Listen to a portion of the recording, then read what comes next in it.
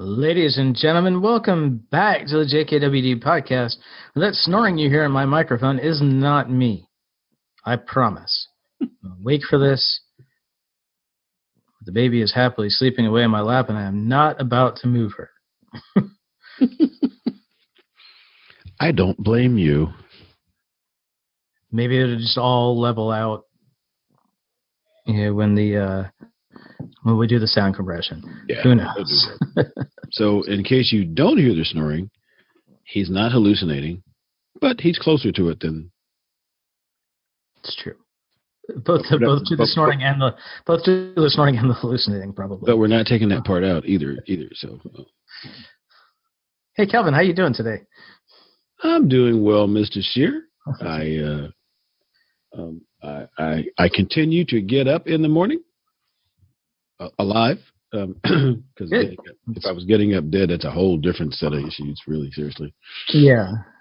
But make a good movie though, and it's been a little rainy here in upstate New York, but we have had some good sunshine, so we're happy. And my neighbor cut my grass for me, and I didn't have to. It only cost me a couple of bucks and a couple of beers, and I'm like, yay. Because for a while, it looked like we might have to bring in a hay baler for that stuff. But life is good. I'm feeling good, and I am just glad to be alive and happy and well. Hey, I bet, I know your neighbor's moving, so if the new neighbors don't do things like cut lawns for beer, then you can probably rent a goat pretty cheap in upstate New York. I may have to do that. They're slower than the lawnmower, but it's so much more entertaining and give you a good photo shoot. It would indeed, and I could say I get him to come back, but he's probably not going to want to ride his riding mower from where he's going to be moving to back to my yard to do it. And I'm not going to buy him a trailer. So, yeah, Liverpool, New York's a long way from Cincinnati by I guess we're going to have to lawnmower. I guess I'm going to have to do that. Oh, they're not moving that far, but still, it's all relative. How about you? What you been up to? I've been up to having a baby at home. All right. That's about it. I am focusing on, we're into June now. I'm focusing on my health this month because that is something that has really gone out the window. With having a baby, I got with a nutritionist for a little bit and, talked about how I can do some things to get my cholesterol down despite having that bad cholesterol gene. Avoid getting on lipid meds for life, and so I'm gonna work toward that. And I have a friend who sold his house and moved into a townhome, and he and his wife are now working out at the little gym that's in the townhome community that they moved into, and he needed to offload all the weights that have been sitting in his garage. So he just was gracious enough to give them to me. Said, if you can haul them off, I'm not going to charge you for them. So I got a garage full of weights now. I don't have to get out to the gym. If the baby dozes off for 15 minutes, I can go lift weights for 15 minutes and come back in. And a bench and everything. I get a bench. Wow. I probably need to go get some heavier weight plates, but there are a couple 100 pounds out there, so some shuffling around I can get a good workout in. And my garage isn't hooked up to the central air, so it means it's warmer in there over the summer. Which kind of adds to the workout, which is nice. But yeah, focusing on the health in June. I have a checklist hanging on the fridge so that if things don't get checked off, my wife can say, hey, check that off. Make that happen. You know, I've known her a long time, and it's my observation that she's better at that than she used to be. I remember shy Jenny going, well, maybe you should do that. And now she's more like, hey, get it done. Get over there. I'm like, ooh, man. Time changes for time. Yeah, well, she's with you like you are with me after I've given you permission to be that way with me. Well, and now with the baby, yeah, there's less time for bull, less time and patience for excuses and stupidity and slothfulness. Yeah. But I'm not going to have a baby so I can get mine back. That's all I'm going to say. Just so I'm going to have to get that discipline. Yeah. I don't that discipline back another way. I don't consider this is not an efficient path toward discipline. We'll put it that way. Yeah, especially for old farts like me. But that's a whole other. Stop laughing. What are you laughing at? No, I got nothing. Let the record show Josh is laughing at me. I got nothing to laugh at because I'm an old dad. When she goes off to school, all the other dads of kids her age are going to be a good 15 years younger than me, 15, 20 years younger than I am. So yeah, that's not bad. At least they won't be 40 years younger than you. Right. So, well, there you go.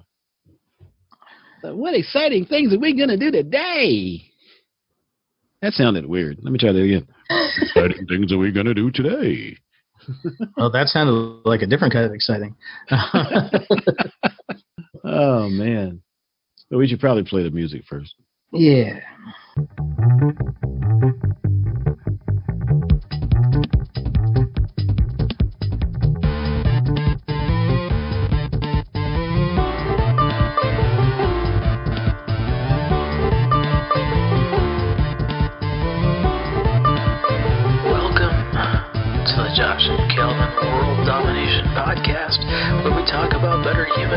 Teach you how to dominate your world. You ready? Here we go. Yeah, when I think about things like putting exercise in, look at the stuff on my schedule, day job, 2 podcasts, blog, newsletter, baby, wife, lodge, work. Like, you know what? Yeah, day job. They're somehow get it done. And I realized, if it's important to you, you make time for it. There's 168 hours in a week. I work 40 of them. That leaves me 128. If I'm lucky, probably sleep 50 of them. Probably don't, but 78 hours left. And 78 hours is a lot, right? I've heard stories. If I assume that I need a couple hours a day to just eat and use the restroom and shower and general maintenance, you call that 15 hours a week. I still got 63 hours a week to connect with people and work on stuff, and even if I spend some of that time cooking dinner, there's a lot of time available to us. We all got the same 24 hours in a day, 168 hours in a week. Why does it seem that some people are more productive than others?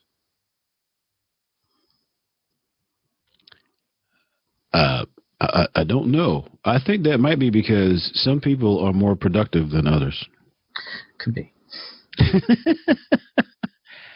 I have the most amazing mechanisms to distract me from whatever it is I said I was going to get done. I don't know where they came from. I think perhaps there may be even some things from society, some civilizations and societies that we haven't met yet, who are just getting here to distract me from my appointed rounds. But yet, every now and then, when I'm really focused on something, nothing gets in the way. So, have you figured out the secret to the nothing gets in the way part? Well, you? No, but I think it's not the nothing gets. I think it's the focus part. But part of the, part of good time use is focus, right? Right. Our friend Tracey Minutolo the other 2 weeks ago on the podcast talked about time blocking. Now, if you looked into it at all, I looked into it briefly, and I get it. It's you're going to use this time for this purpose, and the idea is that when you have that time set aside for that purpose, use it for that purpose. That's some of it.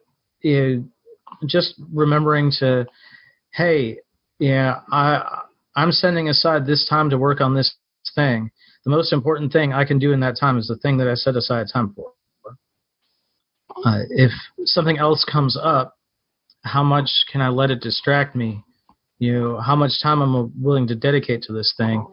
If I have half an hour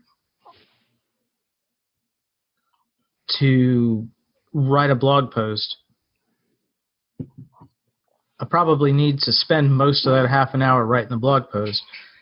When I'm done writing the blog post, if there's time left, I can get into that text conversation that somebody's trying to get into.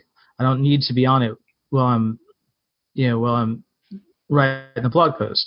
It doesn't have to be computer work either, although computer work is something that leads easily to distraction, because you can wind up on Facebook, you can wind up, oh, hey, I should research this thing that I'm writing about, and then you go down a rabbit hole, and 4 hours later you're on YouTube videos that have absolutely nothing to do with what you initially started on. But the same happens if you go to empty the dishwasher. You were going to take 5 minutes to empty the dishwasher, then you noticed a spot on the counter, and then you scrape the spot away. A little bit on the stove, and so you pull out another type of cleaner, and an hour and a half later you get a sparkling kitchen, but your dishwasher's still full. I have so done that. It's when this is something that Thich Nhat Hanh writes about. Is it the miracle of mindfulness? Yep. Do the thing that you're doing, then worry about the next thing. If you're emptying the dishwasher and you see a spot in that counter, empty the dishwasher. The dishwasher needs to be empty. Empty the dishwasher. If you got nothing on your plate next, go ahead, clean the counter. Go ahead, clean the stove. But what if the next thing was, something more exciting? Then you get to do that more exciting thing because you got the dishwasher emptied. If you didn't get the dishwasher emptied, and you spend an hour and a half cleaning other stuff, now you still have to empty the dishwasher before you can move on to the next thing. It's a matter of... I've done that, yeah. Yeah, it's a matter of finding it's a matter of focus. It's a matter of saying, this is what I'm doing. Let me get this done, then I can worry about the other stuff. And the more you focus in those times, the more you get to actually do the other stuff, because you're not scattered thinking about the stuff that you should have been doing. I had a seminar recently by I'll figure out his name and put it in the show notes. The guy who used to publish Success Magazine, enemy. Hardy. Anyway, he has a daily thing that's pretty cool. Anyway, that the secret to we always talk about fighting distractions and not letting ourselves get distracted. And apparently, his concept is that in order to do that, you have to eliminate the distractions. Because in the example, he Darren Hardy, that's his name, yeah. And the example he gives is, particularly in this day and age of digital communication and so forth, there are exceptionally highly paid people who are putting together ads and things which are designed to distract you. They get paid a lot of money to distract you from whatever you're doing, so you pay attention to what they're doing. So, oh yeah, when you go to do something like that, you need to put yourself in an environment where those distractions can't get to you. So you don't have to battle the distractions because they never come up. I haven't fully implemented that yet. You use an ad blocker on your web browser?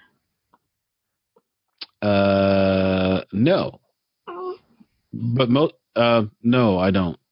It's a simple one. I do for the most part, except the ones that break my screen. Netscape, not. Oh my goodness, boy, that was a step back. Kelvin just went back to 1998 on us. Firefox. Oh no, they include all that stuff now. They include all kinds of pop-up blockers and stuff, to the extent where you can actually disable your browser because they won't let anything through. But that's a little counterproductive. But if I'm trying to get something done, it's not a bad idea. Just shut the browser off so I'm not tempted. Well, unless you're, doing browser-based stuff, right? Like, well, yeah. I mean, it's one thing if you're editing photos, but for example, if I'm doing show notes, I'm doing it, in WordPress. Mm-hmm. Yeah, I need to have the browser open, but I could. One thing I could do is turn off my Wi-Fi and just write, because that's just that's one thing. Isn't that like against some kind of biblical principle? Thou shalt not Wi-Fi when you write. Yeah. Yeah. The other, another thing I could do is use a tool like Freedom, where you can.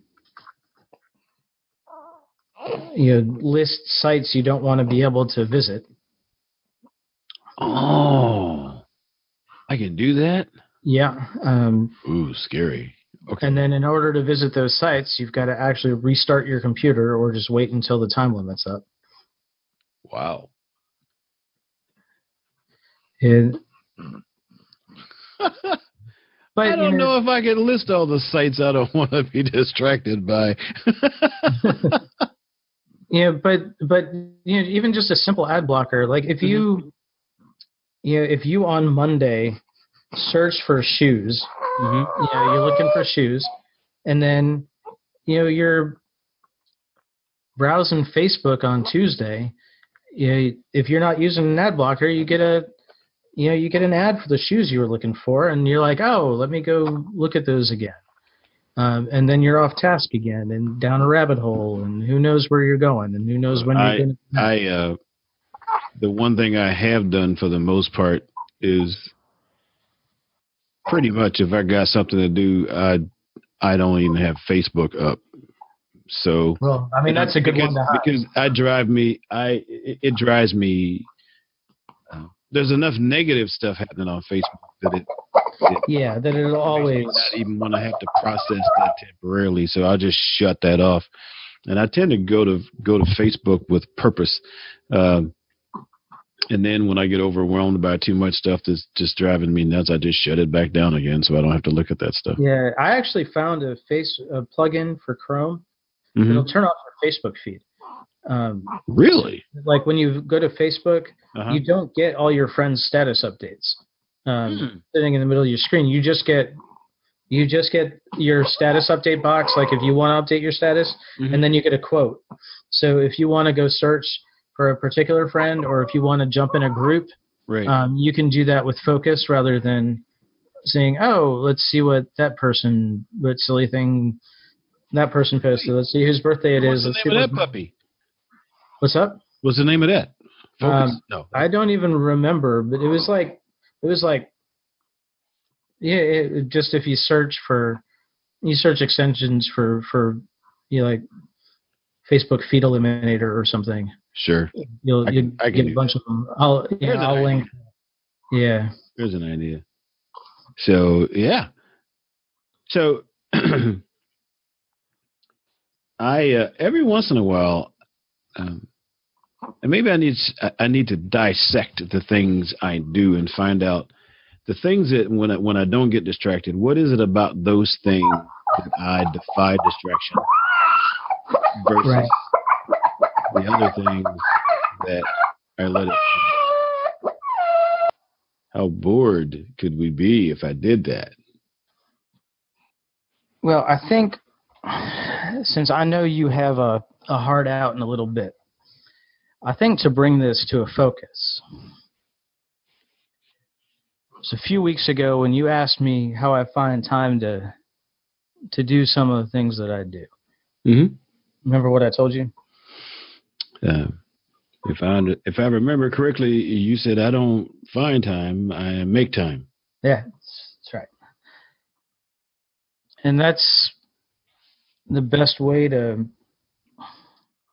start stopping the distractions. If you're making time specifically for something, then that thing must be important. If that thing's important, then it's worth focusing on. It's worth not letting distractions in for.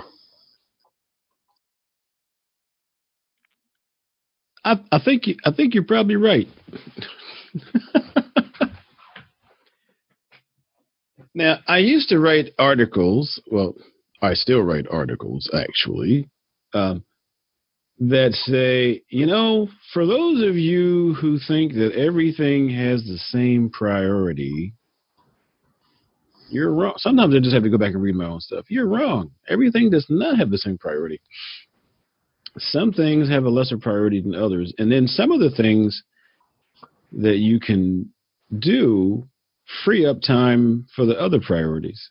So I think a method of prioritization, I mean, these are simple concepts, right? Yeah. I've heard the thing easier said than done because we convince ourselves that everything's important. And depending on who we're working with or for, they may try to convince us that everything is important. But eventually there's going to be one thing that needs to be done that clears the way for a bunch of other stuff. We just got to figure out what that is, sequester that time, and make that happen. Right. There's important, there's urgent, and then there's important and urgent, right? Right. Yep. Good old Stephen Covey. Back to the days of my habits of highly effective people. Still one of the books that changed my life. Maybe I should go back and read it again. It's been a while since I went all the way through that book. There's important and then there's urgent and important. Lots of things can be important at the same time, but very few things can be urgent at one time. Well, I usually classify stuff like urgent as when the phone rings. I did overcome that one a while back. Somebody explained to me, when the phone rings, it means there's somebody on the other end. It doesn't necessarily mean you have to pick it up. So well, I've actually gotten good at letting the phone ring. Phone As a matter of fact, I turn off for the most of my devices. I turn off the ringers. There you go. So I can see a flashing light and go, "Oh, look, the light's flashing." That's nice. Go back later and find out, oh. If trash cans on fire, that's urgent. That's different. Yeah, absolutely. If you don't put that out, that'll spread. You don't want a fire, like an actual fire anymore. You don't want that. So if we had to synopsize our steps to not being distracted, is that something we could do? Sure. Plot out your time. Focus on the task at hand. The end.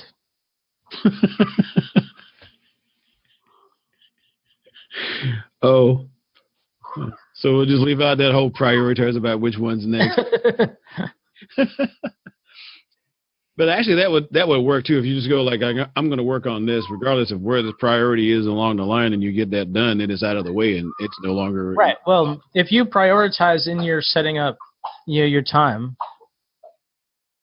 then you got to decide, what goes where in terms of your time. So if you're actually setting aside time to do stuff, it's a matter of actually getting that thing accomplished in the time allotted, whatever that thing is, and whatever the priority is. It could be the 112th most important thing in your day, but if it has time allotted to it, don't spend the time allotted to it doing anything else.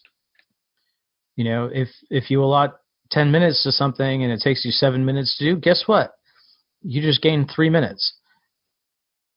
You can do whatever you want in that 3 minutes because it was allotted to something that's complete. So the rule needs to be once you set that up and you start doing it, as long as fire and smoke are not involved, don't give up. That's right. Okay, I'm going to try that and see how I do. Actually, that is not a good attitude. That is not see how I'm going to do, because that gives me the option of not doing what I say. So we're just going to make that happen. There you go. And I'll start calling you my Kelvin monitoring system, so you can go like, you don't want me to have to say it, do you? So anyway, yes, prioritizing, eliminate distractions. Distractions, be gone. And Marlena is over here squealing in agreement. And yes, and she has expertise in this whole distraction business. Yes, yeah. She is my primary mode of distraction these days. So there you go. But you know what? This time is still important, so we still make this time. We do. And I don't think we've been doing this now for, have we hit the almost a 3-year mark? 3-year mark next week. We have maintained. Episode 1 dropped June 13th, 2016. Ooh. So we're coming up on 3 years. We have not missed an episode. We have missed weeks talking to each other, and we have tossed some episodes in the can and scheduled them out. So we haven't been distracted away from that purpose as a whole. That's right. And I haven't been distracted from vitamin K. So I know how to do it. Okay. So now I need a book that says the vitamin K method of not getting distracted. And that's it. All right. All right, Mr. Shear, I'm going to let you know how I do this week. Sounds good. We will check in next week. Thank you for being here. Thank you to our listeners. Leave a rating and review. Let us know how we're doing. Let us know if you like these off-microphone squeals that sure are coming in. And we will see you next time. Bye-bye.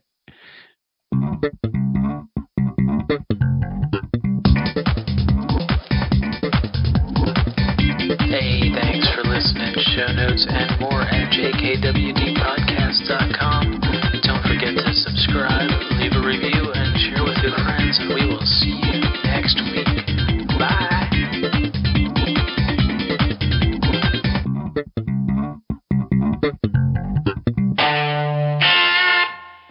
A Better Humanhood production.